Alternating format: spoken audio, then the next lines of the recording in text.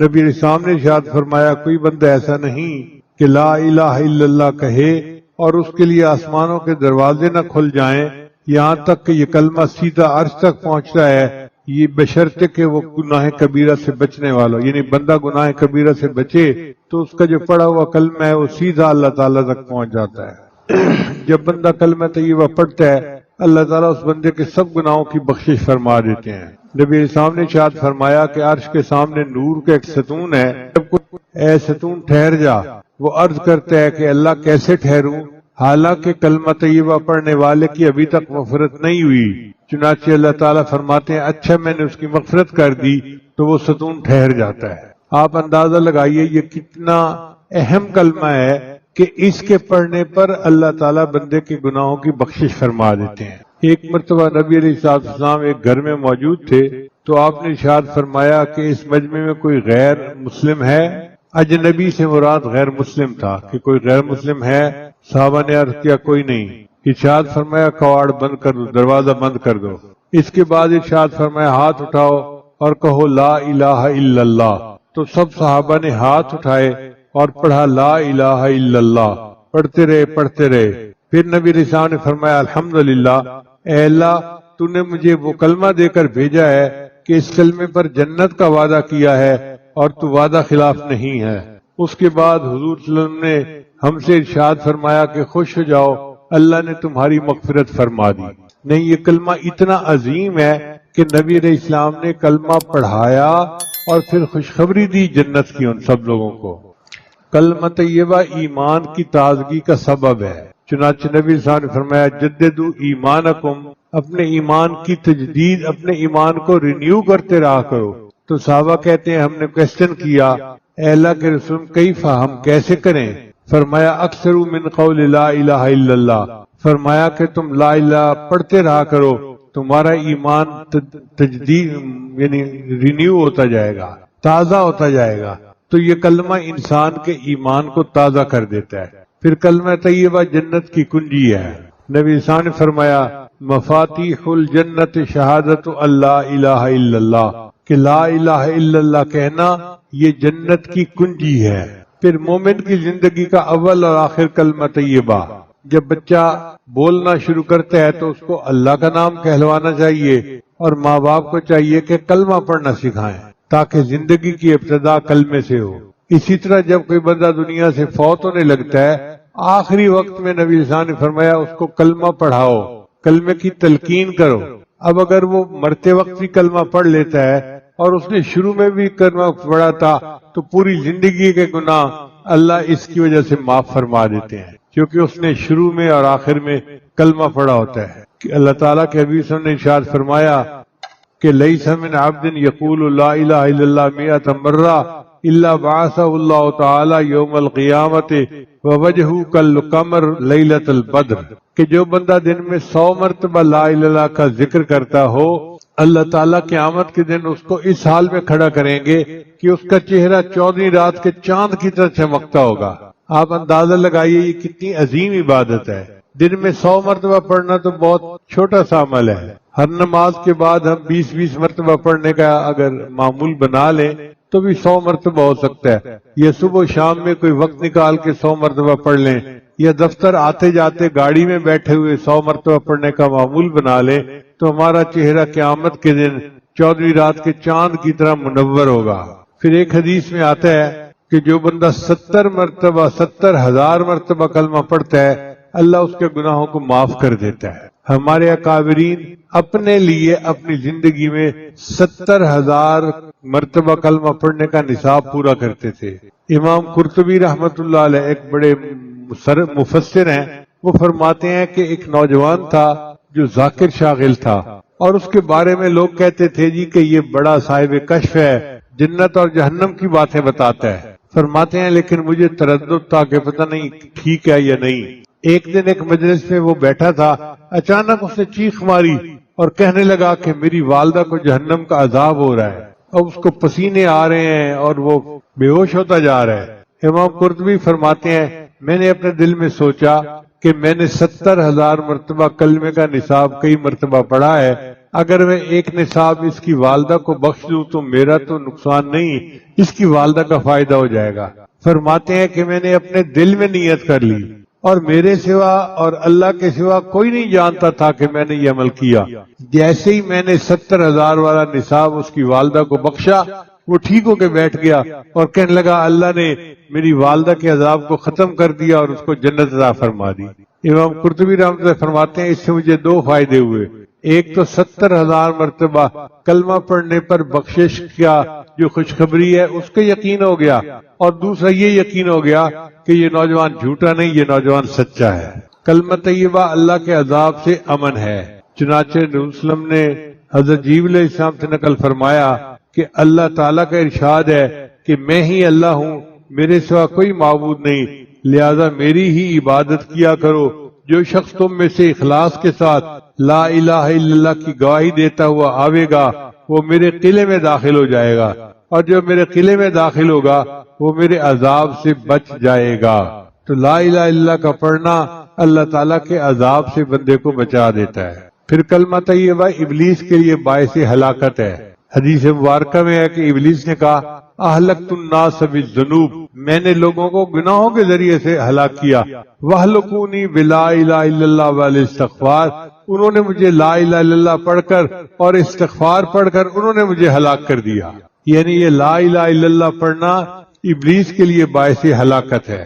پھر کلمہ طیبہ موت کی تکلیف سے آسانی کا باعث ہے، اس لیے جب کوئی بندہ وفات کے قریب ہوتا ہے تو آخری وقت میں اس کے قریب لا الہ الا اللہ پڑھتے ہیں اور اس کو تلقین کرتے ہیں، کیونکہ کلمہ پڑھنے سے اللہ تعالیٰ موت کی تکلیف کو آسان فرما دیتے ہیں۔ پھر کلمہ طیبہ قبر کی وحشت سے نجات کا باعث ہے۔ جو بندہ کلمہ طیبہ پڑھنے والا ہوگا اللہ تعالیٰ اس کو قبر کے عذاب سے معاف فرما دیں گے۔ کلمہ طیبہ بندے کو صدیقین اور شہداء کے مقام تک پہنچاتا ہے۔ نبی علیہ السلام کے پاس ایک آدمی آیا، عرض کیا میں نے لا الہ الا اللہ کی گواہی دی، نمازیں پڑھتا ہوں، رمضان کے روزے رکھتا ہوں اور زکوٰۃ ادا کرتا ہوں۔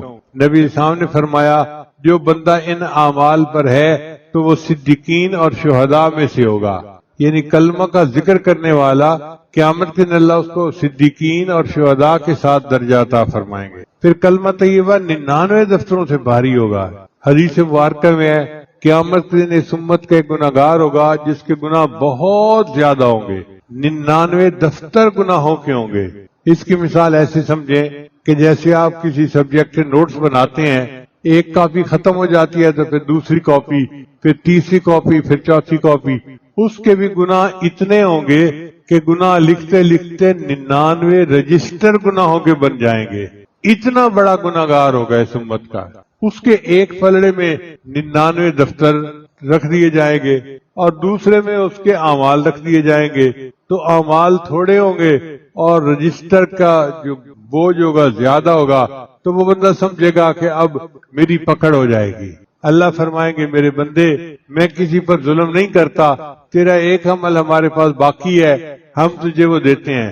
چنانچہ فرشتہ بطاقہ، کاغذ کی پرچی جو ہوتی ہے نا، چھوٹی سی پرچی، اس کو بطاقہ کہتے ہیں عربی میں، وہ بطاقہ لا کے دے گا، وہ کہے گا یا اللہ 99 دفتر کے مقابلے میں یہ کاغذ کی پرچی کیا حیثیت رکھتی ہے؟ اللہ فرمائیں گے کہ تو اس کو اپنی نیکی کے پلڑے میں تو ڈال۔ جب وہ پلڑے میں ڈالے گا وہ اتنی بھاری ہوگی کہ اس کا نیکیوں کا پلڑا جھک جائے گا اور گناہوں کا پلڑا ہلکا ہو جائے گا۔ تو حیران ہو کر پوچھے گا کہ اس پرچی پر کیا لکھا ہوا تھا؟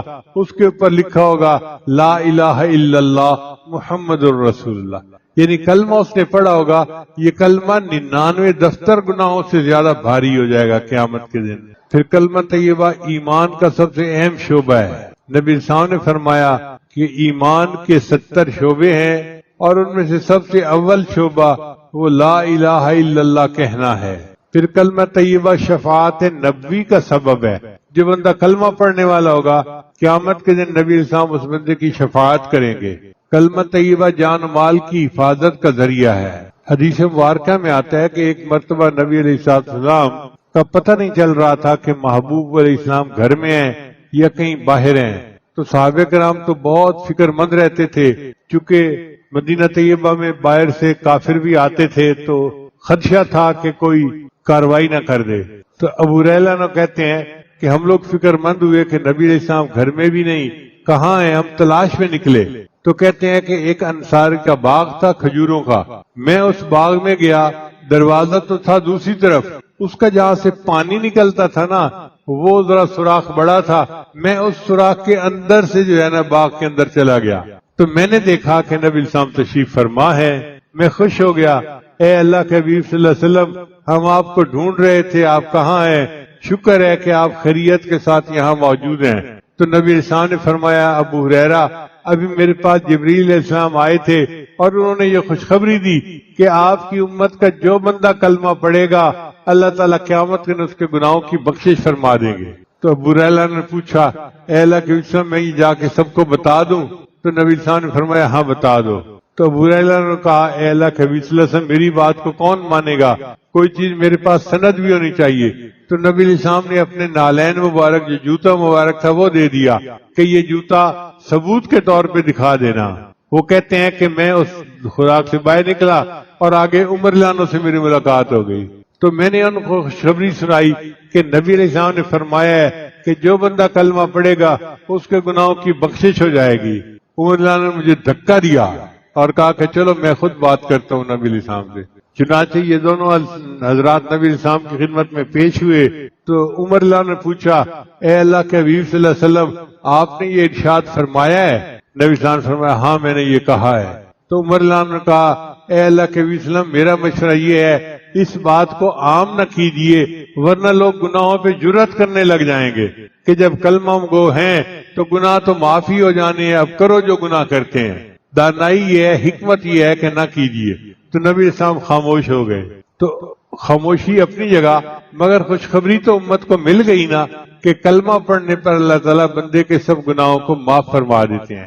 امام ربانی مجدد ثانی رحمۃ اللہ نے اپنے مکتوبات میں عجیب بات لکھی ہے، فرماتے ہیں اس امت میں بڑے بڑے گناہگار گزرے ہیں، یعنی جو انسانیت میں بڑے بڑے گناہگار گزرے ہیں، فرعون، حامان، نمرود، یہ بڑے بڑے گناہگار تھے جنہوں نے خدائی کے دعوے کیے تھے۔ فرماتے ہیں کہ اگر ان تمام گناہگاروں کی ایک مرتبہ کلمہ پڑھنے پر بخشش کر دی جائے تو اس کی بھی گنجائش موجود ہے۔ اگر ساری مخلوق کے گناہوں کی اللہ تعالیٰ ایک مرتبہ کلمہ پڑھنے پر بخشش فرما دیں تو اس کی بھی گنجائش موجود ہے۔ اب آپ اندازہ کیجئے یہ کلمہ کتنا عظیم الشان ہے کہ ایک مرتبہ پڑھنے پر اتنے بڑے بڑے گناہگاروں کی بھی بخشش ہو سکتی ہے۔ لہذا دعا ہے کہ اللہ تعالیٰ ہمیں اس کلمے کی کثرت کے ساتھ جو ہے یاد کرنے کی توفیق عطا فرمائے، ہم تنہائی میں بیٹھ کے اپنے اللہ کو یاد کیا کریں۔ اب جو سالکین سلوک طے کرنے کے لیے یہاں آئے ہوئے ہیں وہ بھی ایک بات غور سے سن لیں کہ اس کلمے کا اصل مطلب کیا ہے۔ لا الہ الا اللہ محمد الرسول اللہ، مخلوق سے کٹو اللہ سے جڑو، مخلوق سے کٹو اللہ سے جڑو، پھر اللہ کی نسبت سے مخلوق سے جڑو۔ اس میں لا الہ جو ہے اس میں فنا ہے، سیر اللہ جس کو کہتے ہیں۔ جب بندے نے لا الہ کہا، اپنی بھی نفی کی، ساری کائنات کی نفی کی، تو اس کو فنا کا مقام نصیب ہو گیا۔ جب اس نے الا اللہ کہا تو اس کو فنا فی اللہ اور بقاء باللہ نصیب ہو گیا۔ پھر جب اس نے محمد الرسول اللہ کہا تو فنا جو سیر فی الاشیاء ہے کہ اس دنیا میں آ کر نبی علیہ السلام کی سنت کے مطابق زندگی گزارنا، یہ مقام اس کو حاصل ہو گیا۔ تو ایک کلمے کے اوپر چاروں سیریں مکمل ہو جاتی ہیں اور بندے کو اللہ کا وصل حاصل ہو جاتا ہے۔ تو دعا ہے کہ اللہ تعالیٰ ہم عاجز مسکینوں کو اس کلمے کا ورد کثرت کے ساتھ کرنے کی توفیق عطا فرمائے، اور تنہائی ہو اور انسان خاموشی سے بیٹھ کے اپنے اللہ کو یاد کر رہا ہو، لا الہ الا اللہ کی ضربیں لگا رہا ہو اور اپنے دل کو روشن کر رہا ہو۔ مرد بھی یہ کلمہ کثرت کے ساتھ پڑھے، خواتین بھی اپنے گھروں میں یہ کلمہ کثرت کے ساتھ پڑھیں، اپنے گھروں کو لا الہ الا اللہ کے ذکر سے منور کریں تاکہ نفس اور شیطان کے مکر و فریب سے ہم محفوظ ہو جائیں، اور اللہ تعالیٰ قیامت کے دن روشن چہرے کے ساتھ ہمیں کھڑا کرے اور قیامت کے دن اللہ بخشش فرمائے۔ اسی ایک حدیث مبارکہ میں آتا ہے کہ قیامت کے دن اللہ تعالیٰ فرشتوں کو کہیں گے کہ میرے بندوں سے حقوق العباد کا حساب پہلے لو، بندوں کے حقوق کا حساب پہلے لو۔ تو بندوں کے حقوق کا حساب لیا جائے گا۔ جب بندوں کے حقوق ہو جائیں گے تو اللہ تعالیٰ فرمائیں گے اب کیا بچا؟ فرشتے کہیں گے اللہ اب صرف تیرا حق باقی ہے۔ اللہ فرمائیں گے مجھے اپنے ان بندوں سے حساب لیتے حیا آتی ہے، جس نے بھی کلمہ پڑھا اس کو کہو کہ وہ جنت میں داخل ہو جائے۔ ربما یود الذین کفروا لو کانوا مسلمین، یہ وہ وقت ہوگا جب کافر بھی تمنا کریں گے کاش ہم نے بھی کلمہ پڑھا ہوتا۔ یہ کلمہ اتنا عظیم ہے، اللہ تعالی ہمیں اس کے بار بار ورد کی توفیق عطا فرمائے اور اس کی نور سے اللہ ہمارے دلوں کو منور فرمائے۔ وآخر دعوانا ان الحمد للہ رب العالمین۔ بہت سارے احباب دور قریب سے بیت کے لیے اور تجدید بیت کے لیے آئے ہیں، یہ عاجز کلمات پڑھا دے گا، پھر اس کے بعد انشاءاللہ سنتیں پڑھیں گے۔ جو کلمات یہ عاجز پڑھے پیچھے پیچھے پڑھتے جائیے۔ پڑھیے بسم اللہ الرحمن الرحیم، لا الہ الا اللہ محمد الرسول اللہ، آمنت باللہ وملائکتہ وکتبہ ورسلہ والیوم الآخر والقدر خیرہ وشرہ من اللہ تعالی والبعث بعد الموت، آمنت باللہ کما ہوا باسمائہ وصفاتہ وقبلت جمیع احکامہ اقرار باللسان وتصدیق بالقلب، اشہد ان لا الہ الا اللہ واشہد ان محمدا عبدہ ورسولہ، استغفر اللہ ربی من کل ذنب واتوب الیہ برحمتک یا ارحم الراحمین۔ ان کلمات کو پڑھنے سے ہم تو بتائے ہو چکے ہیں، چند معمولات ہیں جن کو باقاعدگی سے کریں گے تو اللہ تعالیٰ دل کو منور کریں گے۔ پہلا عمل ہے 100 مرتبہ استغفار صبح شام پڑھنا۔ بہت باخدا اور باہمت نوجوان، وہ اپنے والد گرامی کے ساتھ کبھی کبھی بات بھی کر لیتے تھے کھل کے، تو جب حضرت بہت کھانے کا خیال رکھتے اور لیٹنے کا اور آرام کا اور دوائی کا، تو ایک دن وہ کہنے لگے ابا جی ساری زندگی تو آپ نے اپنا خیال نہیں رکھا، اب آپ کو بڑا اپنا خیال ہو گیا ہے، ساری زندگی تو آپ نے اپنا خیال نہیں رکھا، اب آپ کو بڑا اپنا خیال ہو گیا ہے۔ تو حضرت نے یہ سنا تو لیٹے ہوئے تھے، فرمان لگے قاسمی اٹھ کے بٹھاؤ، مجھے اٹھا کے بٹھاؤ۔ تو حضرت قاسمی نے تکیہ لگا کر حضرت کو بٹھا دیا، قریب بلایا، فرمان قاسمی ادھر آ۔ تو جب قریب آیا تو فرمان لگے دیکھ مجھے اپنی جان شروع سے عزیز تھی، اللہ کی قسم اسی لیے میں نے اس کو پوری زندگی عزیز نہیں رکھا، مجھے اپنی جان شروع سے عزیز تھی اسی لیے میں نے پوری زندگی اپنی جان کو عزیز نہیں رکھا۔ تو یہ اللہ والوں کی عبادتیں ہوتی ہیں، حقیقت میں کو اپنی جان عزیز ہوتی ہے ان کو، مگر وہ یہ سمجھتے ہیں کہ عزیز کا مطلب آرام، عزیز کا مطلب اپنی جان کو مشقت میں ڈال کے اللہ کے ہاں درجہ پا کے چلے جانا، اس کو عزیز کہتے ہیں۔ قرآن مجید میں صبر کے بہت زیادہ فضائل بتائے گئے ہیں۔ ایک تو فلاح کو صبر کے ساتھ نتھی کیا گیا، جیسے اصبروا وصابروا ورابطوا واتقوا اللہ لعلکم تفلحون، اس سے فلاح ملتی ہے۔ اور دوسرا مضاعفت اجر الصابرین، جو صبر کرنے والے کو اجر ملتا ہے وہ کئی گنا زیادہ ہوتا ہے۔ اللہ فرماتے ہیں انما یوفی الصابرون اجرہم بغیر حساب، کہ صبر کرنے والوں کو تو ہم بلا حساب اجر عطا فرما دیں۔ سبحان اللہ، رب کریم اگر کہیں کہ بلا حساب اجر تو ذرا اندازہ لگائیں نا کہ کتنا اجر ہوگا۔ اللہ اکبر۔ پھر صبر کرنے والوں کو اللہ کی معیت ملتی ہے، ان اللہ مع الصابرین۔ پھر صبر کرنے والوں کو اللہ رب العزت مدد عطا فرماتے ہیں، استعینوا بالصبر والصلاۃ، تو اللہ کی مدد آتی ہے، اللہ کی مدد اترتی ہے۔ فرمایا بلا ان تصبروا وتتقوا ویأتوکم من فورہم ھذا یمددکم ربکم۔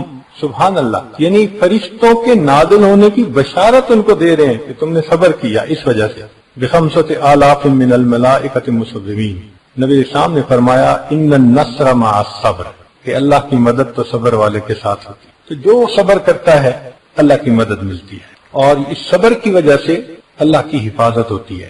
چنانچہ فرمایا ان تصبروا وتتقوا لا یضرکم کیدہم شیئا، اگر تم صبر کرو گے اور تقوی اختیار کرو گے تو یہ تمہارے دشمن ہیں، حاسد ہیں، وہ تمہارا بال بیکا بھی نہیں کر سکیں گے۔ تو تمہیں اللہ کی حفاظت نصیب ہو جائے گی۔ اور جب صبر والے جنت میں داخل ہونے لگیں گے تو قرآن مجید میں فرمایا والملائکۃ یدخلون علیہم من کل باب سلام علیکم بما صبرتم فنعم عقبی الدار۔ صبر کی وجہ سے فرشتے بھی ان کو سلام، مبارکیں ایسے دے رہے ہوں گے۔ فرمایا کہ صبر ایمان والوں کے لیے بہتر ہے۔ وَإِنْ عَاقَبْتُمْ فَعَاقِبُوا بِمِثْلِ مَا عُوقِبْتُمْ بِهِ وَلَئِنْ صَبَرْتُمْ لَهُوَ خَيْرٌ لِلصَّابِرِينَ۔ چنانچہ صبر کے اوپر بڑا اجر ملتا ہے۔ إِلَّا الَّذِينَ صَبَرُوا وَعَمِلُوا الصَّالِحَاتِ أُولَئِكَ لَهُم مَغْفِرَةٌ وَأَجْرٌ كَبِيرٌ۔ کبیر کا لفظ استعمال فرمانا اندازہ کر سکتا ہے انسان کہ اللہ رب العزت کتنا زیادہ اجر فرمائیں گے۔ فرمایا جعل الصبر من عزم الامور واصبر علی ما اصابک ان ذلک من عزم الامور۔ اور کامیابی کا وعدہ ان ایمان والوں کے ساتھ جو صبر کرتے ہیں۔ چنانچہ بنی اسرائیل والوں نے فرعون کی جو تکالیف تھیں اس کے اوپر صبر کیا۔ اللہ فرماتے ہیں وَتَمَّتْ كَلِمَةُ رَبِّكَ الْحُسْنَى عَلَى بَنِي إِسْرَائِيلَ بِمَا صَبَرُوا۔ تو دیکھو صبر کی وجہ سے اللہ کی یہ نعمتیں ان کو ملی۔ پھر صبر کرنے والے سے اللہ محبت فرماتے ہیں واللہ یحب الصابرین۔ پھر صبر کرنے والا ہی اللہ کی نشانیوں سے سبق پاتا ہے۔ فرمایا ان فی ذلک لآیات لکل صبار شکور۔ اس لیے حضرت ایوب علیہ السلام نے بیماری پہ صبر کیا۔ اللہ رب العزت نے قرآن مجید میں عجیب الفاظ سے تعریف فرمائی۔ فرمایا انا وجدناہ صابرا نعم العبد انہ اواب۔ میرا کتنا اچھا بندہ تھا، میری طرف رجوع کرنے والا تھا۔ سبحان اللہ۔ کہتے ہیں کہ کسی نے ایوب علیہ السلام سے جب بیماری ختم ہو گئی تو اس کے بعد پوچھا تھا کہ حضرت آپ کی بیماری کا وقت اچھا تھا یا اب اچھا ہے؟ اب تو صحت ہو گئی، نعمتیں واپس مل گئی، تو وہ وقت اچھا تھا یا یہ اچھا ہے؟ تو فرمان لگے کہ بیماری کا وقت بہتر تھا۔ ان کا ہے یہ کیا بات ہوئی کہ بیماری کا وقت بہتر تھا؟ کہنے لگے ہاں جب بیمار تھا صبح ہوتی تھی اللہ تعالیٰ پوچھتے تھے ایوب تیرا کیا حال ہے، اور اس ہم کلامی کا یعنی جو الہام فرماتے تھے مزہ مجھے شام تک رہتا تھا۔ جب شام ہوتی تھی دوبارہ تعزیت فرماتے تھے ایوب تیرا کیا حال ہے۔ بیماری تو چلی گئی مگر اللہ کی جو وہ باطن کی ہم کلامی تھی اس کا مزہ مجھے اب بھی تڑپا دیتا ہے۔ اللہ کی رحمت کی نظر ہوتی ہے۔ ماں کا بیٹا رو رہا ہو تو ماں کو کتنا ترس آتا ہے۔ ایسے جو انسان پریشان حال ہو، مصیبت میں ہو، تو اللہ رب العزت کو بھی اس بندے کے اوپر ترس آتا ہے۔ اس لیے فرمایا کہ انہ سبحانہ حکم بالخسران لمن لیس لہ صبر وتواصوا بالحق وتواصوا بالصبر۔ پھر میمنہ والے وہی ہوں گے جو اہل صبر ہوں گے۔ وتواصوا بالصبر وتواصوا بالمرحمہ اولئک اصحاب المیمنہ۔ فرمایا کہ ہم صبر والوں کو بہترین جزا دیں گے۔ وَلَنَجْزِيَنَّهُ الَّذِينَ صَبَرُوا أَجْرَهُمْ بِأَحْسَنِ مَا كَانُوا يَعْمَلُونَ۔ پھر فرمایا کہ الفوز بالجنہ انی جزیتہم اليوم بما صبروا انہم ہم الفائزون۔ حدیث مبارکہ میں ہے کہ قیامت کے دن اللہ تعالیٰ صبر والوں کے نام اعمال کو نہیں تولیں گے۔ ویسے تو اصولاً سب کے نام اعمال تولے جائیں گے، مگر کچھ ایسے بھی تو خوش نصیب ہیں نا کہ جو بلا حساب جائیں گے، تو ان کے تو نام اعمال نہیں تولیں گے، وہ تو ویسے ہی جائیں گے۔ تو صبر والے بھی انہی میں سے ہیں کہ بنا حساب کتاب چلو بھائی۔ حدیث مبارکہ کے لفظ سن لیجئے، حدیث قدسی ہے۔ اللہ رب العزت فرماتے ہیں اذا وجہت الی عبد من عبیدی مصیبتا فی بدنہ او مالہ او ولدہ۔ جب میرے بندوں میں سے کسی بندے کو کوئی مصیبت پہنچتی ہے، بدنی مصیبت یعنی بیماری، مال کی مصیبت یعنی نقصان کا ہو جانا، اور ولدہ یا بچوں میں سے کسی کا فوت ہو جانا، تو اللہ تعالیٰ فرماتے ہیں ثم استقبل ذالک بصبر جمیل، اور وہ اس کا استقبال کرتا ہے ان مصیبتوں کا صبر جمیل کے ساتھ۔ استحییت منہ یوم القیامت ان انصب لہ میزانا او انشر لہ دیوانا۔ تو مجھے قیامت کے دن حیا آئے گی کہ میں اس بندے کا نام اعمال کھولوں یا اس کے لیے میں میزان قائم کروں کہ اس نے تو دنیا میں صبر کیا اور میں اس کا حساب کتاب لوں۔ اللہ فرماتے ہیں میں اس کا حساب نہیں لوں گا۔ چنانچہ صبر والے لوگ بنا حساب کے جنت میں جائیں۔ انسان کے اوپر تین طرح کے حالات آتے ہیں۔ قرآن مجید میں اللہ فرماتے ہیں وَالصَّابِرِينَ فِي الْبَأْسَاءِ وَالضَّرَّاءِ وَحِينَ الْبَأْسِ۔ تو یہاں 3 حالات بتائے گئے ہیں، تنگ دستی کے حالات، مرض کے حالات، بیماری کے حالات، اور فرمایا کہ قتل و قتال کے حالات۔ یہ 3 طرح کے حالات بندے کو پیش آ سکتے ہیں، اور ایک آیت میں اللہ تعالیٰ نے بتلایا کہ ہم 5 طریقے سے بندے کو آزمائیں گے۔ چونکہ یہ دارالمحن امتحان گاہ ہے تو آزمائش 5 طرح سے آتی ہے۔ فرمایا وَلَنَبْلُوَنَّكُمْ بِشَيْءٍ مِّنَ الْخَوْفِ وَالْجُوعِ وَنَقْصٍ مِّنَ الْأَمْوَالِ وَالْأَنفُسِ وَالثَّمَرَاتِ۔ یہ 5 آزمائشیں ہیں جو بندے پر آ سکتی ہیں، یعنی یہ 5 کوسچن ہیں جو اس امتحان گاہ میں تمہیں حل کرنے ہیں۔ اب کسی کو بیماری دے کے آزماتے ہیں، کسی کو کاروبار میں نقصان دے کے آزماتے ہیں، کسی کے قریبی عزیز کی جان لے کے آزماتے ہیں۔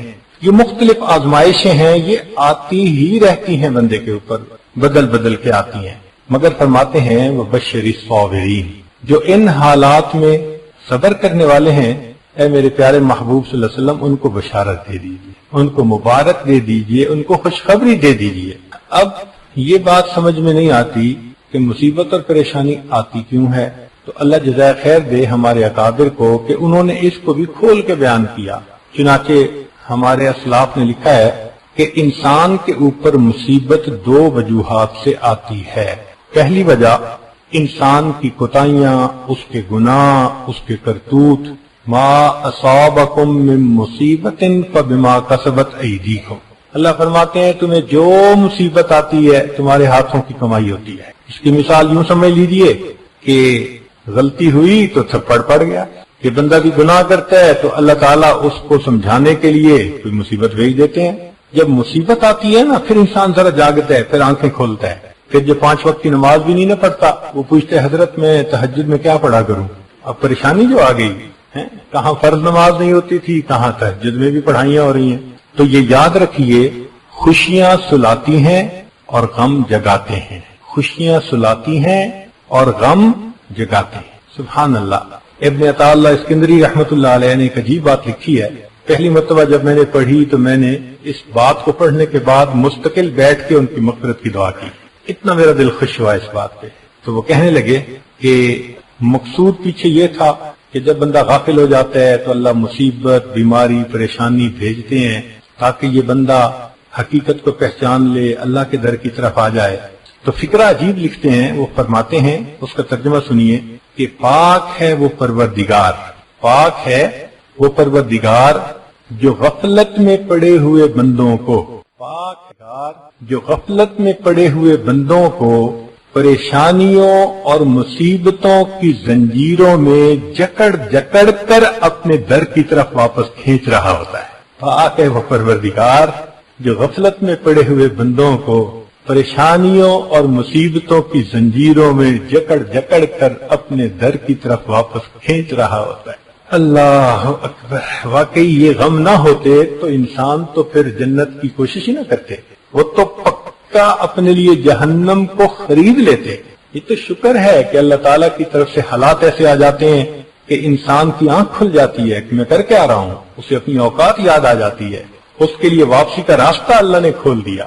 تو واقعی یہ اللہ رب العزت کا بڑا فضل اور کرم ہے کہ اللہ تعالیٰ بندے کے گناہوں پر اس کو دنیا ہی میں سزا دے دیتے ہیں اور اس کو اپنی طرف متوجہ کر لیتے ہیں۔ کئی مرتبہ یہ سزا، یہ مصیبت، یہ گناہوں کی وجہ سے نہیں آتی، درجات بڑھانے کے لیے آتی ہے۔ مثال کے طور پہ بندے نے دعا مانگی، اللہ مجھے قیامت کے دن اپنے محبوب کے قدموں میں جگہ عطا فرما دے، دعا قبول ہو گئی۔ اب عمل تو ہے نہیں کہ قدموں میں جگہ ملے، تو کیسے ملے گی؟ تو اللہ رب العزت اس کے لیے بہانہ بناتے ہیں، کوئی بیماری بھیج دی، کوئی مصیبت بھیج دی، کوئی پریشانی بھیج دی، اور ان معمولی باتوں پہ جب وہ بندہ صبر کر لیتا ہے، اس صبر کو بہانہ بنا کر اللہ اس کی اس تمنا کو پورا فرما دیتے ہیں۔ تو آنے والی مصیبت ہمیشہ بری تو نہیں ہوتی، کئی مرتبہ اس میں فائدے بھی ہوتے ہیں۔ بھئی دیکھیں، ہر تکلیف بری نہیں ہوتی، کئی تکلیف تو ایسی ہوتی ہے کہ بندہ اس تکلیف کو برداشت بھی کرتا ہے اور تکلیف دینے والے کو پیسے بھی دیتا ہے۔ آپ بتائیں کہ اگر آپ کے جسم پہ کوئی بڑا پھوڑا ہو اور ڈاکٹر کے جناب اس کا آپریشن کرنا ہے، فیس ادا کریں گے، ہاسپٹل کی فیس بھی دیں گے، سرجن کی بھی فیس دیں گے، وہ کرے گا کیا؟ وہ چیرے گا۔ سبحان اللہ، چیر پھاڑ کے پیسے دے رہے ہیں اور بعد میں شفا ہوتی ہے تو اس کو دعائیں بھی دے رہے ہوتے ہیں. تو تکلیف پہنچانے والے کو پیسے بھی دیتے ہیں، دعائیں بھی دیتے ہیں. اس لیے تکلیف ہمیشہ بری نہیں ہوتی، اس لیے دعائیں دیتے ہیں، پیسہ دیتے ہیں کہ یہ چھوٹی تکلیف ختم ہو جاتی ہے، بڑی تکلیف سے بندے کو بچا لیتی ہے. اسی طرح اللہ تعالیٰ بھی کئی مرتبہ بڑے عذاب سے بچانے کے لیے اپنے بندوں پہ چھوٹی تکلیف بھیج دیتے ہیں. ہم چونکہ کوتاہ نظر ہیں، ہم اس کو محسوس نہیں کر پاتے کہ بھئی اس میں ہمارے لیے فائدہ کیا تھا، اس میں ہمارے لیے حکمت کیا تھی. ہم بس ذرا سی پریشانی مصیبت آئی تو واویلا مچانا شروع کر دیتے ہیں. اچھا یہ دیکھیں کہ بے صبری کا فائدہ کیا ہوتا ہے. مصیبت تو ٹلتی نہیں جو آ چکی ہوتی ہے. ہاں اتنا ضرور ہوتا ہے کہ اس مصیبت پہ جو اجر ملنا تھا وہ اجر ملنا بند ہو جاتا ہے. مصیبت پہ جو اجر ملنا تھا اجر ہی بند ہو جاتا ہے. تو پھر بے صبری کا فائدہ کیا ہوا؟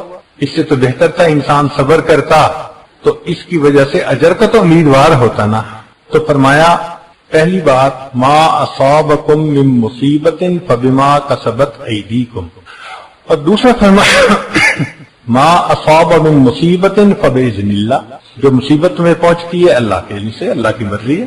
اللہ آزمائشیں بھی بھیج دیتا ہے. چنانچہ انبیاء کرام پر جو مصیبتیں آئیں وہ ان کے درجات بڑھانے کے لیے آئیں، قرب کے اعلیٰ ترین درجات ملے وہ اس لیے تھیں. اب مصیبت آنے کی وجوہات تو سمجھ میں آ گئی. چنانچہ ایک خیال ذہن میں آتا ہے کہ اگر مصیبت آ جائے تو کیا کرنا چاہیے. اصول سمجھ لیں کہ بندے کو مصیبت مانگنی نہیں چاہیے، کبھی بھی نہ مانگے. اللہ تعالیٰ کو بہادری دکھانے کی ضرورت نہیں ہے، ہمت طاقت دکھانے کی ضرورت نہیں ہے، عاجزی کرنے کی ضرورت ہے. اے اللہ میں عاجز بندہ ہوں، میں متحمل نہیں ہو سکتا، میرے ساتھ عافیت کا معاملہ کیجیے. تو مصیبت مانگے نہیں، اور اگر آ جائے تو واویلا نہ مچائیں، اب اس کے اوپر صبر کر لیں. مگر قرآن مجید نے طریقہ بتا دیا کہ بھئی یہ مصیبت کم کیسے ہو سکتی ہے. مثال کے طور پہ کوئی فوت ہو گیا تو شریعت کہتی ہے کہ اس وقت تم یوں کہو انا للہ و انا الیہ راجعون. ان الفاظ کے پڑھنے سے دل کو تسلی ہو جاتی ہے. اچھا معنی بھی دیکھ لیجئے ذرا اس کے. انا للہ اس کا معنی یہ ہے کہ ہم اللہ کے ہیں، ہم اللہ کی ملک ہیں، اللہ ہمارا مالک ہے. تو بھئی مالک کو اختیار ہوتا ہے نا، کسی چیز کو اوپر کی سٹوری پہ رکھ دے یا نیچے کی سٹوری پہ رکھ دے، تو یہ تو مالک کا اختیار ہے. کوئی کہہ تو نہیں نہ سکتا اور یہ آپ نے کرسی خریدی اس کو اوپر کی سٹوری پہ کیوں رکھا، اور یہ آپ نے اس کرسی کو بیسمنٹ میں کیوں رکھا. وہ کہے گا بھئی مالک ہوں، جب تک چاہوں اوپر رکھوں، جب تک چاہوں بیسمنٹ میں ڈال دوں. تو اللہ ہمارے مالک ہیں، جب تک چاہیں گے زمین کے اوپر رکھیں گے، جب چاہیں گے اس کی بیسمنٹ میں ڈال دیں گے، قبر میں پہنچا دیں گے. تو کوئی کچھ کہہ سکتا ہے کہ کیوں بچے کو جوانی میں موت آ گئی، لڑکپن میں موت آ گئی؟ بھائی مالک کی مرضی ہے. تو انا للہ ان دو لفظوں نے یہ میسج دے دیا کہ تم اتنے بے صبر کیوں ہو رہے ہو. جس کی ملک تھی اس کا اختیار تھا، اس نے جب تک دنیا میں رکھا اور جب چاہا دنیا سے اگلے جہان میں پہنچا دیا.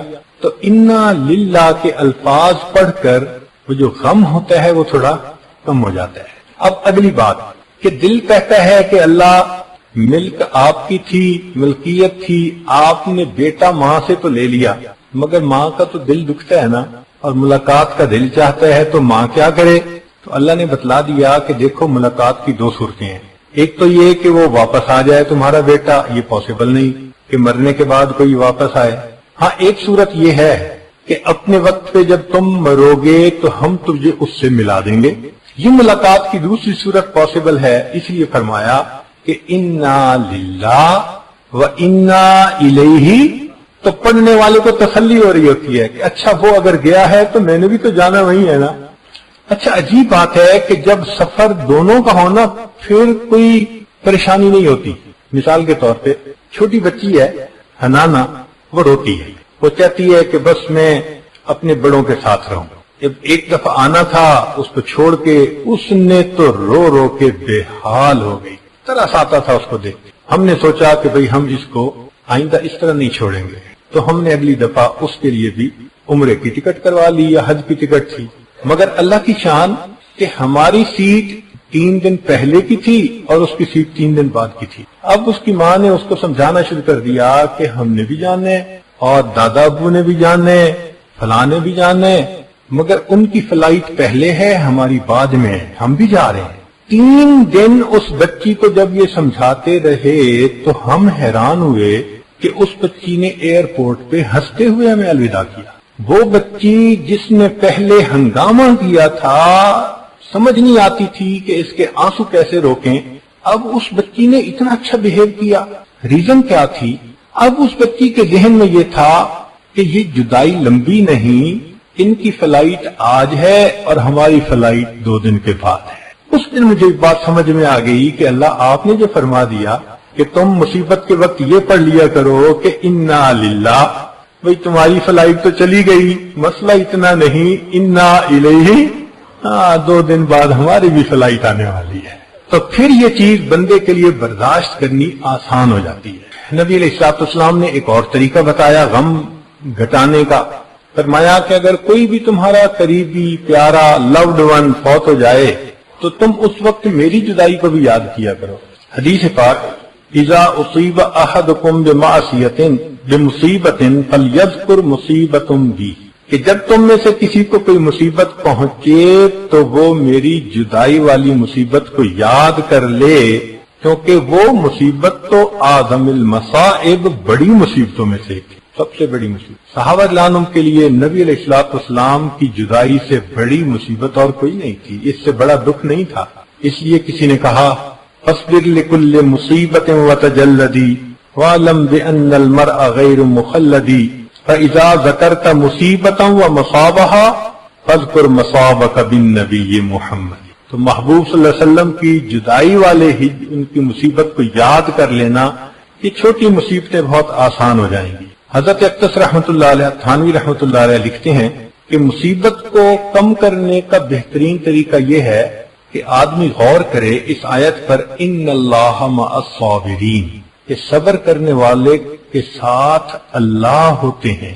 وہ فرماتے ہیں کہ اگر اس کا مراقبہ کر لینا بندہ تھوڑی دیر بیٹھ کے کہ مصیبت تو آئی ہے، اگر میں صبر کر لوں گا اللہ میرے ساتھ ہو جائیں گے، تو اس بات پر انسان کا غم ہلکا ہو جاتا ہے۔ اور ہمارے مشائخ صوفیاء نے لکھا ہے کہ نبی علیہ الصلوۃ والسلام پر جب بہت مصیبت پریشانی آتی تھی اللہ تعالیٰ تسلیاں دیتے تھے، چنانچہ اللہ تعالیٰ فرماتے ہیں وَاصْبِرْ وَمَا صَبْرُكَ إِلَّا بِاللَّهِ وَلَا تَحْزَنْ عَلَيْهِمْ وَلَا تَكُ فِي ضَيْقٍ مِّمَّا يَمْكُرُونَ إِنَّ اللَّهَ مَعَ الَّذِينَ اتَّقَوْا وَالَّذِينَ هُمْ مُحْسِنُونَ۔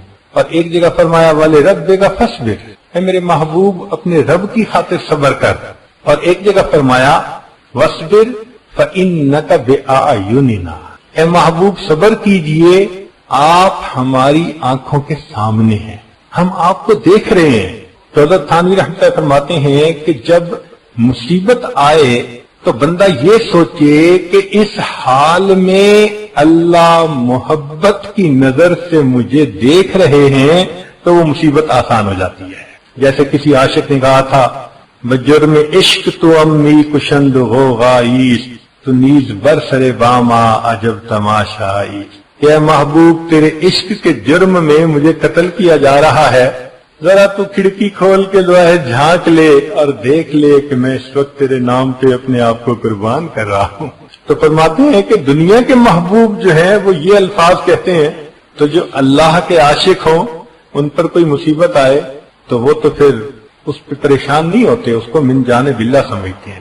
اس لیے کسی نے کہا تیرا غم بھی مجھ کو عزیز ہے، تیرا غم بھی مجھ کو عزیز ہے کہ وہ تیری دی ہوئی چیز ہے، تیرا غم بھی مجھ کو عزیز ہے کہ وہ تیری دی ہوئی چیز ہے۔ محبوب کا دیا ہوا غم بھی اچھا لگتا ہے بندے کو۔ ایک طریقہ غم کو ختم کرنے کا یا کم کرنے کا ہوتا ہے تعزیت کرنا۔ چنانچہ اگر کسی پہ مصیبت آئے تو دوسروں کا یہ کام نہیں ہوتا کہ بیٹھ کے ڈسکشن کریں، کمنٹس پاس آن کریں، بلکہ فرمایا کہ ایمان کا تقاضا یہ ہے کہ ایمان والے اس کے غم میں شریک ہوں اور اس کی تعزیت کریں۔ تعزیت کہتے ہیں فرصہ کے بات کہنا، تسلی کی بات کہنا۔ چنانچہ جس مسلمان پہ بھی کوئی غم مصیبت آئے، رشتہ دار، پڑوسی، قریب کے، کمیونٹی کے لوگ، ان کے اوپر لازم ہوتا ہے کہ وہ جائیں اور اس کو تسلی دلائیں۔ اس تسلی کے بول بولنے سے اس کا غم ہلکا ہو جاتا ہے۔ اب تعزیت کرنے پر اجر کیا ملتا ہے؟ ذرا توجہ سے سنیے کہ نبی علیہ الصلوۃ والسلام نے ارشاد ما من مؤمن یعزی اخاہ بما بہ الا کساہ اللہ من حلل الکرامت یوم القیامہ. کوئی بندہ نہیں جو اپنے بھائی کی غم کی حالت میں تعزیت کرے مگر تعزیت کرنے پر اللہ قیامت کے دن اس کو عزتوں کی پوشاک عطا فرمائیں گے، پوشاک پہنائیں گے اس کو. سبحان اللہ. آج گریجویشن ہوتی ہے نا، تو جو بچے گریجویشن کرتے ہیں ان کو گاؤن پہناتے ہیں. تو یوں سمجھ لیں کہ جو دوسرے مسلمان بھائی کی تعزیت کرنے کا عادی ہوگا، اللہ رب العزت ساری مخلوق کے سامنے قیامت کے دن اس کو عزت کا گاؤن پہنائے. کتنا بڑا اجر ہے جو اس وقت انسانوں کو یہ مل رہا ہوگا. چنانچہ سیدنا عباس لانو جب فوت ہوئے تو ایک بدوی آیا دیہاتی، اور اس نے عبداللہ ابن عباس لانو کی تعزیت کی. تو تعزیت عجیب الفاظ میں کی، کہنے لگا اصبر نکن بکا صابرین فانہا انما صبر الرعیت بعد صبر الرأسی، کہ آپ صبر کریں کیونکہ آپ کے صبر پر ہم صبر کریں گے، اس لیے کہ رعیت کا صبر ان کے امیر اور حاکم کے صبر کے اوپر ہوتا ہے. خیر من العباس اجرک بعدہ، جو عباس لانو کے جانے کے بعد آپ کو اجر ملا وہ ان سے تمہارے لیے زیادہ بہتر ہے. واللہ خیر منک للعباس، اور تمہارے سے زیادہ بہتر عباس کے لیے اللہ ہے جس کے پاس کہ وہ چلے گئے. تو مضمون کتنا پیارا تھا کہ آپ صبر کریں، اس لیے کہ بڑوں کے صبر کے اوپر چھوٹوں کا صبر ہوتا ہے. اور دوسری بات یہ کی کہ آپ کو عباس لانو کے جانے کے بعد جو اجر ملے گا وہ آپ کے لیے زیادہ بہتر ہوگا، اور تمہارے پاس رہنے کی نسبت عباس لانو کے لیے اللہ کے پاس چلے جانا زیادہ بہتر ہے. کیا خوبصورت تعزیت کے الفاظ تھے جو ایک دیہاتی نے آ کے عبداللہ ابن عباس لانو کو کہہ دیے. چنانچہ صبر ایک ایسا عبادت ہے کہ جس کا اجر دنیا سے ملنا شروع ہو جاتا ہے. کچھ عبادتیں تو ہیں نا جن کا اجر آخرت میں ملے گا، یہ ان عبادات میں سے ہے کہ دنیا سے ہی شروع. چنانچہ اللہ تعالیٰ فرماتے ہیں بشر الصابرین، صبر کرنے والوں کو آپ بشارت دے دیجئے کیا کہ اولئک علیہم صلوات من ربہم ورحمہ وَأُولَئِكَ هُمُ الْمُهْتَدُونَ، ان کے اوپر اللہ کی طرف سے رحمتیں اور برکتیں ہیں، اور یہی لوگ ہیں جن کو اللہ نے سیدھے راستے کی رہنمائی فرمائی ہے. تو صبر کرنے پر اللہ کی رحمتیں اترتی ہیں، برکتیں اترتی ہیں، اور انسان کو سیدھے راستے کی رہنمائی ملتی ہے. اس لیے حدیث پاک میں ہے، یہ بات بڑی عجیب ہے، ممکن ہے کہ آپ میں سے بہت سارے دوستوں کے لیے نئی ہو. حدیث مبارکہ ہے، مجھے تو خود پڑھ کے بس مزہ آ گیا. نبی علیہ الصلوۃ والسلام نے ارشاد فرمایا کہ جو شخص مصیبت پر انا للہ پڑھے، مصیبت آنے پر، اچھا مصیبت سے مراد یہ نہیں کہ فوت ہو جائے کوئی، نہیں، بے شک کوئی فوت ہو جائے یا کاروبار میں کوئی نقصان ہو جائے یا کوئی بیماری آ جائے، کوئی اور پریشانی آ جائے، کسی بھی مصیبت پریشانی پر اگر کوئی انا للہ پڑھے، حتیٰ کہ نبی علیہ الصلوۃ والسلام تو چراغ کے گل ہونے پہ انا للہ پڑھا کرتے تھے. سیدہ صدیقہ عنہا تشریف فرما ہے، ہوا کا جھونکا آیا اور چراغ بجھ گیا، نبی صاحب نے فرمایا انا للہ و انا الیہ راجعون. عائشہ نے کہا اے اللہ کے حبیب صلی اللہ علیہ وسلم، یہ انا للہ تو پڑھتے ہیں جب کوئی بندہ مر جاتا ہے. فرمایا عائشہ یہ انا للہ مصیبت پر پڑھا جاتا ہے، جس طرح بندے کی زندگی کا چراغ گل ہو جائے اس پر پڑھتے ہیں اللہ اجر دیتے ہیں. یہ روشنی کا چراغ اگر گل ہو گیا اس پر بھی اگر پڑھیں گے تو اللہ اجر عطا فرمائے. جو اللہ اتنا مہربان ہو کہ چراغ کے بجھنے پہ اجر دیتا ہے، وہ کیا پریشانی ہوتی ہے، چھوٹی سی بات ہے نا، معمولی سی، اس پر بھی انا للہ پڑھے تو ثواب ملتا ہے. سبحان اللہ. اب ذرا سنیے کہ جو مصیبت پر انا للہ پڑھے اس کے لیے اللہ تعالیٰ جنت میں گھر بنوا دیتے ہیں. جو مصیبت آنے پر صبر کرے تو کیا ہوتا ہے، اللہ تعالیٰ اس کے لیے جنت میں گھر بنا دیتے ہیں. اب یہاں تک تو بات معمول کی تھی، مگر حدیث پاک کا اگلا حصہ سنیے کہ فرمایا کہ جب کبھی اس مصیبت کو یاد کر کے بعد میں وہ بندہ دوبارہ انا للہ پڑھتا ہے، اللہ اس کو صدمہ اولا کے برابر اجر عطا فرماتے ہیں۔ اب دیکھو والدین تو فوت ہوئے آج سے 10 سال پہلے، اس وقت تو واقعی صدمہ تھا، لیکن اگر اس وقت صبر کیا تو صبر والے کا اللہ نے اکاؤنٹ کھول دیا۔ بھائی تم نے صبر کیا نا، اس کو کہتے ہیں بے حساب اجر کہ اکاؤنٹ کھول دیا۔ اچھا بھائی اگر زندگی میں تمہیں کبھی یاد بھی آئے نا، اور یاد آتے ہی تم پھر انا للہ پڑھو گے، جتنا اجر اس وقت دیا تھا اتنا اجر اس وقت پھر عطا فرما دیں گے۔ سبحان اللہ، سبحان اللہ۔ عجیب مضمون ہے کہ اس کو پڑھ کے تو بندہ حیران ہو جاتا ہے۔ اب جو جتنی مرتبہ یاد آئے اتنی مرتبہ پڑھے۔ اب دیکھیں ماں تو پتہ نہیں اپنے بیٹے کو ہزاروں دفعہ یاد کرتی ہے، کتنا اجر پاتی ہوگی وہ، ذرا غور تو کریں۔ ایک حدیث مبارکہ میں ہے کہ جب بندہ فوت ہوتا ہے، نماز اس کے دائیں جانب، زکوٰۃ بائیں جانب، احسان اس کے اوپر سایہ کر لیتا ہے۔ صبر کہتا ہے کہ اس ساتھی کو ہر صورت عذاب سے بچانا ہے، اگر تم میرے ساتھ رہے تو ٹھیک، ورنہ میں اکیلا ہی اس کو عذاب سے بچانے کے لیے کافی ہو جاؤں گا۔ فن نامہ میں فرمایا تاشوی در روزگار صابراں، غم مکن از دیدن سختی گراں، در بلا وقتے کے صابر نیستی، نزد اہل صدق شاکر نیستی، بے شکایت صبر تو باشد جمیل، واکسے کم کن شکایت از خلیل، گرہمی داری فرح دار را انتظار، در بلا جد صبر نب ود ہیچکار۔ اگر تو چاہتا ہے کہ اللہ رب العزت کے ہاں سے تیرے لیے فرح آئے، خوشی آئے، اور اس کا تو انتظار کر رہا ہے، تو تجھے چاہیے کہ صبر کر، اس لیے کہ ان مع العسر یسرا۔ اسی حدیث کو واقع ہے کہ جب کوئی بندہ بیمار ہوتا ہے تو اللہ تعالیٰ فرشتوں کو فرماتے ہیں کہ دیکھو میرا یہ بندہ بیمار ہو گیا، جو صحت کے زمانے میں یہ معمولات کرتا تھا اب یہ نہیں کر سکے گا، تم اس کا اجر اسی طرح لکھتے رہنا، اسی طرح لکھتے رہنا۔ اور پھر دوسری بات یہ کہ اس کی ہر کروٹ کے بدلنے پر بھی اجر لکھنا، اور فرمایا کہ یہ کراہے گا، ہر کراہنے کے اوپر سبحان اللہ پڑھنے کا اجر لکھنا۔ اللہ اکبر، سبحان اللہ۔ مومن کے کیا مزے ہیں، نعمت ملے تو شکر ادا کرو تو بھی جنت، اور غم آئے صبر کرو تو بھی جنت۔ اللہ تیری شان بڑی ہے۔ اس لیے فرمایا اذا احب اللہ عبدا ابتلاہ، اللہ جب کسی بندے سے محبت فرماتے ہیں آزماتے ضرور ہیں، مگر وہ آزمائش اس کے درجے بڑھانے کے لیے ہوتی ہے، اس کو اپنے قریب کرنے کے لیے ہوتی ہے۔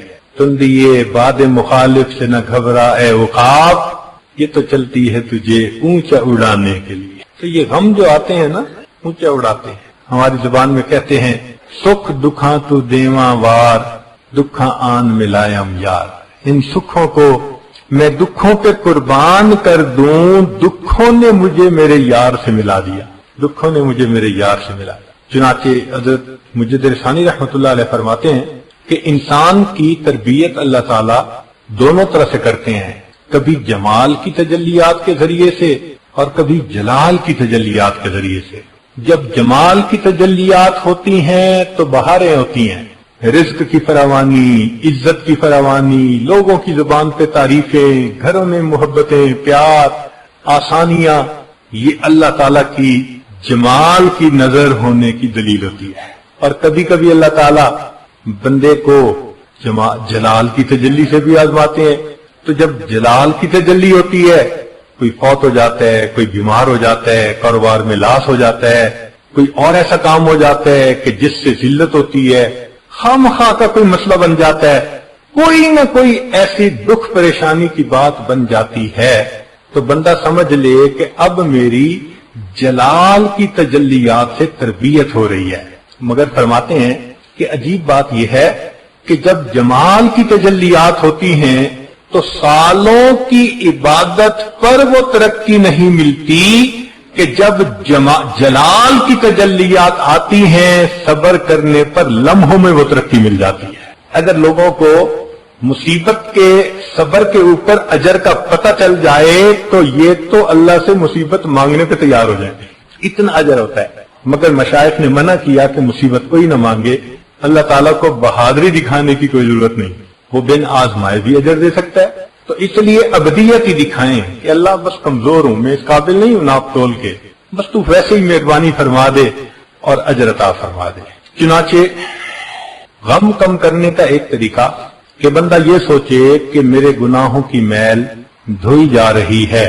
جیسے ماں بچے کو دیکھتی ہے کہ اس کے جسم پہ نجاست لگ گئی، بدبو آ رہی ہے، تو ماں سے برداشت نہیں ہوتا، بچے کو اٹھا کے لے جاتی ہے۔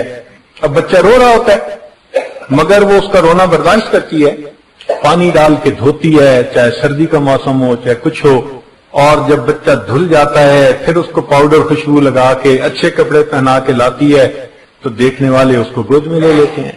یہی معاملہ اللہ رب العزت بھی بندے کو دیکھتے ہیں کہ میرے بندے نے یہ خطا کی، یہ گناہ کیا، اب میل زیادہ ہو چکی، اب اس کو صابن لگانے کی ضرورت پیش آ گئی، تو پھر اللہ تعالیٰ غم کا صابن بھیج دیتے ہیں۔ تو اس وقت بے صبری کا مظاہرہ نہیں کرنا چاہیے، ورنہ جو بے صبری کا مظاہرہ کرتا ہے اللہ پہلے سے بڑی مصیبت بھیجتے ہیں، اور بے صبری کرتا ہے اس سے بھی بڑی مصیبت آتی ہے۔ اس کی مثال ایسے سمجھیں کہ جیسے باپ بچے کو سمجھانا چاہتا ہے کہ یہ سوری کر لے، تو پہلے تو اس کو بلا کے کہتا ہے کہ تم نے غلطی کیوں کی، نیت ہوتی ہے کہ میرے کہنے پر ہی سوری کر لے تو معاف کر دوں گا۔ اب اگر وہ بچہ نہیں سمجھتا تو ذرا ترش نظروں سے دیکھتا ہے، تمہیں کہا نہیں تھا، مقصد کیا ہوتا ہے کہ اب مان جا۔ اب اگر پھر بھی وہ نہیں یہ بات کہتا تو پھر اس کو پکڑ کے دھمکاتا ہے، 2 لگاؤں گا، اور پھر بھی نہیں سمجھتا تو پھر 1 لگا بھی دیتا ہے، اور جب دیکھتا ہے کہ تھپڑ لگانے سے بھی نہیں سمجھا پھر جوتا اتارتا ہے۔ تو دیکھیں جو سزا کا لیول تھا نا وہ بڑھتا گیا۔ یہی بندے کے ساتھ معاملہ، تو بہتر نہیں کہ جوتا اترنے سے پہلے ہم جب وہ بلائیں، اور ہم نے واقعی کچھ بچوں کو دیکھا اتنے سمجھدار ہوتے ہیں، باپ ذرا بلائے نا، پتا ان کو کہ ہونا کیا ہے تو پہلے ہی رونا شروع کر دیتے ہیں۔ ہم نے ایک جگہ دیکھا والد نے بچے کو بلایا اور وہ روتا ہوا آ رہا ہے، باپ کہنے لگا اچھا رو نہیں، چلا جا واپس۔ ہم نے بھائی یہ بڑا سمجھدار نکلا۔ تو اللہ والوں نے بھی یہی طریقہ سکھایا ہے کہ تم پہلے ہی رونا شروع کر دو، اللہ کمزور ہوں، اللہ میں بس گناہگار ہوں، خطا کار ہوں، میں نادم ہوں، میں شرمندہ ہوں، پلیز اللہ پلیز بس مجھے معاف کر دیجیے۔ اللہ تعالیٰ مہربانی فرما دیتے ہیں، وہ تو چاہتے ہیں معاف کرنا، بندے نے تو معافی کی شکل بنانی ہوتی ہے، وہ تو بہانہ ڈھونڈتے ہیں۔ چنانچہ ایک حدیث پاک میں ہے کہ ایک صحابی عنہ کی دور جاہلیت میں کسی عورت کے ساتھ آشنائی تھی، ایک دفعہ چلتے ہوئے وہ عورت ملی اور اس نے کوئی باتیں کی، تو آپ باتیں سن کے چل پڑے، لیکن جب چلے نا تو خیال آیا کہ یہ وہیں کھڑی ہے یا چلی گئی، تو ذرا پیچھے مڑ کے دیکھا، آگے جو قدم بڑھایا تو سامنے دیوار میں سر لگا تو چوٹ بھی لگی۔ اب صحابہ اللہ کی خوبصورت عادت یہ تھی کہ جو مسئلہ پیش آتا تھا وہ آ کے نبی علیہ السلام کو بتاتے تھے اور گائیڈنس دیتے تھے۔ چنانچہ اللہ کے پیارے حبیب صلی اللہ علیہ وسلم کی خدمت میں حاضر ہوئے، پورا واقعہ سنا دیا۔ اے اللہ کے حبیب صلی اللہ علیہ وسلم، اس طرح میرا اس کے ساتھ تعلق تھا اسلام سے پہلے کا، بہت قریب تھی، قدرتاً مل گئی، اس نے کچھ باتیں کی، میں نے سن تو لی، لمبی گفتگو نہیں کی، چل پڑا، لیکن آگے جاتے ہوئے ایسی مجھے خیال آ گیا کہ یہ کھڑی ہے یہ چل پڑی، تو میں نے ذرا پیچھے دیکھا تو آگے میرا سر جو ہے وہ دیوار کے اندر لگا، تو مجھے بہت تکلیف ہوئی۔ نبی السلام نے فرمایا کہ اللہ تعالی جس بندے پر احسان کرنا چاہتا ہے اسے غلطی کی سزا دنیا میں ہی دے کر اس کے گناہوں کو پاک فرما دیتا ہے۔ یہ نبی علیہ السلام نے فرمایا کہ اللہ تعالیٰ جس بندے پر احسان فرمانا چاہتا ہے اس کے گناہ کی سزا دنیا میں ہی دے کر اس کو گناہ سے پاک فرما دیتا ہے۔ تو اس کا مطلب یہ ہوا کہ گناہوں کو دھونے کے لیے بھی یہ مصیبتیں آتی ہیں، تو کبھی درجہ بڑھانے کے لیے کبھی دھونے کے لیے، تو پھر اس میں رونے والی تو بات ہی کوئی نہیں، انسان کا تو فائدہ ہی فائدہ ہے۔ اب کرے کیا یہ بھی سن لیجئے کہ مصیبت آ گئی اور اس کو کم کرنے کے لیے ہم نے کوششیں بھی کر لی، انا للہ بھی پڑھ لی، تعزیت بھی ہو گئی، ہم نے مراقبہ بھی کر لیا کہ اللہ کی معیت ملے گی، اجر ملے گا، اور مصیبت کم بھی ہو گئی، مگر کریں کیا؟ تو ہمارے مشائخ نے ہمیں آگے پھر روشنی دی، گائیڈ لائن دی، ان کا دیکھو، غور کرو، اگر تو یہ مصیبت تمہارے گناہوں کے سبب تھی تو تمہارے اوپر اب ان گناہوں سے استغفار کرنا اور بچنا ضروری ہو گیا۔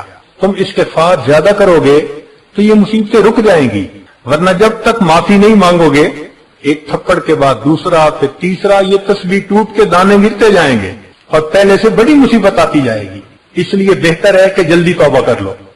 تو اگر گناہوں کی وجہ سے آئی تو فرمایا کہ استغفار کر لو، اور اگر محسوس کرتے ہو کہ نہیں یہ اللہ کی طرف سے امتحان بن کے آئی تو فرمایا اللہ سے دعا مانگو، اللہ تعالیٰ دعا کی وجہ سے امتحان کو نرم فرما دیتے ہیں.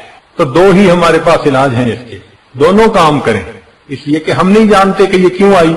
ہمارا گمان تو یہ ہے کہ جو 100% مصیبتیں آتی ہیں ہمارے کرتوتوں کی وجہ سے آتی ہیں. ہم کہاں اس درجے کے لوگ کہ ہم سمجھیں کہ جی درجے بڑھ رہے ہیں. جن کے گناہ روز بڑھ رہے ہوں اور وہ اپنی کھلی آنکھوں سے بڑھتے گناہوں کو دیکھ رہے ہوں، وہ کیوں غلط فہمی کا شکار ہوں. تو اس لیے ہمارے گناہ تو ہماری تو مصیبتیں گناہوں کی وجہ سے ہیں.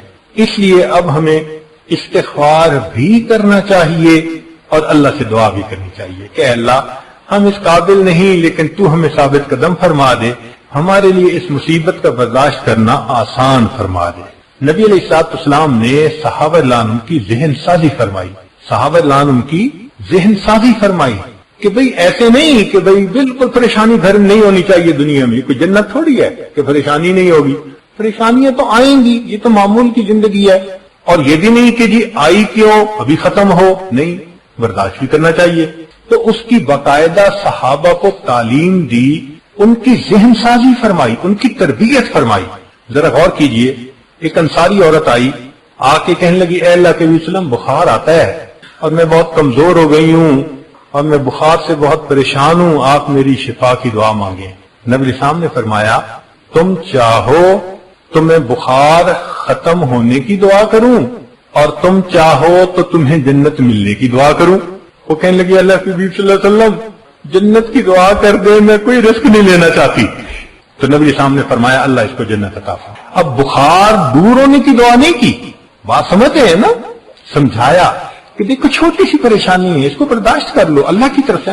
اس کو کہتے ہیں تقدیر پہ راضی رہنا سکھایا کہ بھئی خوشیوں پہ بھی تو تم آرام کرتے ہو اللہ کی طرف سے جب آتی ہیں، تو اگر پریشانی آ گئی تو اب ویلا کرنے کی کیا ضرورت ہے، اب بھی برداشت کر لو. تو اس لیے اس کو یہ بات سمجھائی کہ چاہو تو شفا کی دعا کر دیتا ہوں اور چاہو تو میں جنت کی دعا کر دیتا ہوں. ایک اور عورت آئی، اس عورت کو مرگی کی بیماری تھی. اس نے کہا اللہ کے نبی صلی اللہ علیہ وسلم عمر بڑی ہو گئی ہے، مرگی کا دورہ پڑتا ہے تو میں اس وقت انکانشیس ہو جاتی ہوں اور میرا تو سطر بھی کھل جاتا ہے، کئی دفعہ چادر بھی ہٹ جاتی ہے، تو مجھے بہت پریشانی ہے، آپ میرے لیے مرگی کے ختم ہونے کی دعا کریں. نبی اسلام نے فرمایا تم چاہو تو مرگی کے ختم ہونے کی دعا کروں اور چاہو تو اس کے بدلے جنت ملنے کی دعا کروں. اس نے کہا اللہ کے نبی صلی اللہ علیہ وسلم جنت ملنے کی دعا کریں مگر اتنا ہو جائے کہ مجھے مرگی کا دورہ پڑے تو میرا سطر نہ کھلے. نبی علیہ السلام نے فرمایا اچھا میں اس کی دعا کروں گا. اب مرگی جیسی بیماری اور اس پر بھی صبر، یعنی صبر کرو. تو گویا نبی علیہ السلام نے ذہن سازی فرمائی کہ دیکھو ان مصیبتوں کا آنا تمہارے لیے آخرت کے بڑے درجات کا باعث ہے، تمہیں سمجھ ہی نہیں گئی، تم سالوں کی عبادت سے وہ درجہ نہیں پا سکتے جو چند لمحوں کی اس مصیبت کی وجہ سے اللہ تمہیں عطا فرما دیں گے. اس لیے صرف ایک ذہن نہ بناؤ. اب ذرا سنیے، زید بن ارقم رضی اللہ تعالیٰ عنہ نبی شام کے پاس آئے. اللہ کے حبیب صلی اللہ علیہ وسلم نے فرمایا زید جب میں فوت ہو جاؤں گا تو بعد میں ایک وقت آئے گا کہ تمہاری بینائی چلی جائے گی. اب بتائیں کسی بندے کو اندھا ہونے کی بات بتاؤ تو کیا عجیب خبر ہے. تو زید بن ارقم رضی اللہ عنہ کو نبی صاحب نے فرمایا زید جب میں دنیا سے چلا جاؤں گا تو تمہارے پر وقت آئے گا کہ تمہاری بینائی چلی جائے گی. تو وہ سن کے خاموش ہو گئے. فرمایا زید اس وقت تم کیا کرو گے؟ جواب دیا اے اللہ کے حبیب صلی اللہ علیہ وسلم میں صبر کروں گا. نبی اسلام نے فرمایا اچھا اگر تم صبر کرو گے میں تمہیں بغیر حساب جنت میں داخلے کی خوشخبری دیتا ہوں. تو ثابت ہوا نا کہ اللہ کے حبیب صلی اللہ علیہ وسلم نے تربیت فرمائی، ذہن سازی فرمائی کہ دیکھو یہ بیماریاں، پریشانیاں، مصیبتیں زندگی کا حصہ ہے، کیوں اتنا واویلا کرتے ہو؟ کافر کی اور مسلمان کی زندگی میں یہی تو بنیادی فرق ہے. تو کافر ہوتا ہے چھوٹی بات پہ ہنگامہ کر لینا، کیا ہو گیا، کیوں ہو گیا، اس لیے کہ اس کا تو کوئی پروردگار نہیں ہے، وہ تو مانتا نہیں ہے کسی کو. اور ہمارا تو پروردگار ہے اور حالات کو لانے والا وہی ہے، وہ مغیر الاحوال ہیں. تو اس لیے ہمیں صبر کرنا چاہیے. پھر نبی علیہ السلام کی یہ تربیت تھی نا، اس تربیت نے صحابہ کو کیا کندن بنا دیا تھا. ذرا سن لیجئے کہ سیدنا معاذ رضی اللہ تعالیٰ عنہ ان کو طاعون کی بیماری ہو گئی. اب یہ جو طاعون کی بیماری ہے نا، اس میں انسان کا گلا جو ہے نا یہ گھٹتا ہے، درد ہوتی ہے. تو معاذ رضی اللہ عنہ کو جب طاعون کی بیماری ہوئی اور اس کا گلا گھٹتا تھا تو وہ اونچی آواز سے کہتے تھے اللہ تو جتنا چاہتا ہے میرا گلا گھونٹ لے، تیری عزت کی قسم تو جانتا ہے میں ابھی بھی تم سے محبت کرتا ہوں. اللہ محبوب صلی اللہ علیہ وسلم کی تربیت کیا کام آئی کہ اللہ تو جتنا چاہتا ہے میرا گلا گھونٹ لے، تیری عزت کی قسم میں ابھی بھی تم سے محبت کرتا ہوں. سبحان اللہ. سبحان اللہ کو کتنا پیار آتا تھا ہے، ان پہ کتنا پیار آیا ہوگا کہ اس بیماری اور اس حال میں یہ میرا بندہ کہہ رہا ہے میں اس حال میں بھی تو اسے محبت کرتا ہوں میرے اللہ. اللہ اکبر.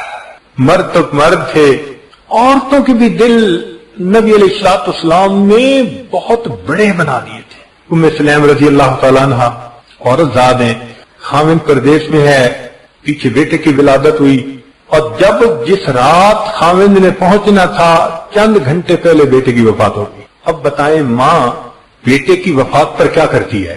کوئی پوچھ کے روتی ہے تو شور مچ جاتا ہے، اس کے تو آنسو اس کے قابو میں نہیں ہوتے. مگر یہ وہ صحابیہ تھی کہ جس کو نبی علیہ السلام کا پڑھایا ہوا سبق یاد تھا، تو جانتی تھی کہ صبر کے اوپر اجر ملتا ہے.